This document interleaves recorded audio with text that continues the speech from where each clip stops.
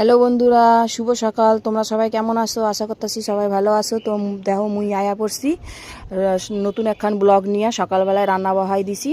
তো আমার স্বামী তো কাজে যায়, তো আজকে আর যায় নাই কাজে। সকালবেলায় বাবা যাবে আর দাদা যাবে, মানে হচ্ছে গিয়ে আমার ভাসুর। তো যাই হোক, দেখো রান্না বহাই দিছি ছোটো হাঁড়িতে, আর মাছ ভাজা বহাই দিছি, দুইখানা মাছ যেহেতু দুইজন যাইব। আর এদিকে শাক ভাজা বহাই দিছি। হ্যাঁ, শাক ভাজা কাইটটা থুইছি, রান্না করুম। আর এদিকে পাঁচমিশালি একটা সবজি করুম। আর এদিকে বাবা কাজে যাইতাছে। আর এদিকে দেখো আমার শাক ভাজা হইয়া গেছে, দেখাইতে পারলাম না, হইয়া গেল। আর এদিকে দেখো মাছ ভাজা কইরা রাখতেছিলাম, তখন দেখো এখন দেখো ঝোল হইয়া গেছে। আর এদিকে দেখো পাঁচমিশালি একটা সবজি করছি, এইটাও হইয়া গেছে, কারণ কাইটটা থুইছি। আর এদিকে রান্না হইয়া গেছে। তো যাই হোক, দেখো এদিকে আমুদি মাছ ভাজা করছি। আর এদিকে তোমরা কে কী কও জানি না, আমরা আমুদি মাছও কই, কেউ কেউ বৈরাগী মাছও কয়। তো যাই হোক, রান্না বান্না তো হইয়া গেল দেখলা। এদিকে আমি পর্দাগুলো খুলতেছি ভিজামু। এদিকে আমার পর্দাটা আগে খুললাম, তারপর আমার ননদের পর্দা খুললে নিয়েছিলাম। আর এদিকে আমার শাশুড়ির ঘরের পর্দাটাও খুললে নিয়েছিলাম, আমার জায়ের ঘরের পর্দাটাও খুললে নিয়েছিলাম। তো দিয়ে আইলাম কাচতে।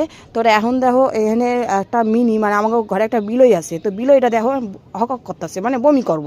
তো যাই হোক, বমি কইরাও দিছে, দরজা খুলতে পারি না, বমি কইরা দিছে। আর এদিকে তারা দিছে, এদিকে ছাদ দিয়ে পালাইছে।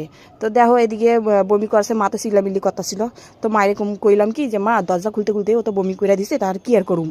তো যাই হোক, এদিকে দেখো পর্দাটা ভিজাই দিতে আইসি। আর এদিকে দেখো আবার একটা ফ্রিজের পর্দাটাও ভাবতেছিলাম যে কাচতে দিব। তো যাই হোক, ভুলে গেছিলাম। তো এখন আবার খুললে নিছি, তো ফ্রিজটা মুচ্ছে নিলাম, ভালো করে মুচ্ছে নিলাম। এদিকে রান্না হয় তো, তার তেল মেল সেটে বোঝই তো, তেল কিসটা হয়ে গেছে। তো যাই হোক, খুললা এটা ভালো করে মুছতে নিলাম। আর তারপর আয়া পড়ছি ছাদে। দেখো এদিকে টপ নিয়ে কইতাছি, ও আমার বর তো এখানে ওপরে ছিল, আমি তো বুঝি নাই।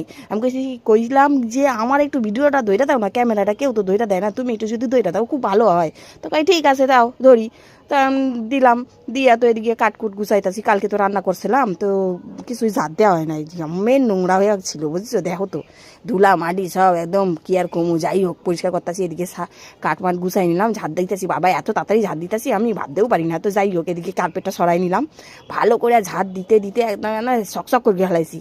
তো এদিকে দেখো সব ভালো করে ঝাড় দিতেছি, এত পাতা পুতা। এদিকে সিম গাছ দিয়ে আমার শ্বশুর একদম জঙ্গল করে থুইছে।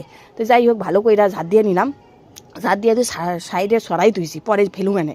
আর এদিকে দেখো আহার ছাইগুলো তো তুলতে হবে নাকি, না তুললে আবার রান্না করতে পারো না। তো যাই হোক, দুপুরবেলা আবার রান্না করতে হইব।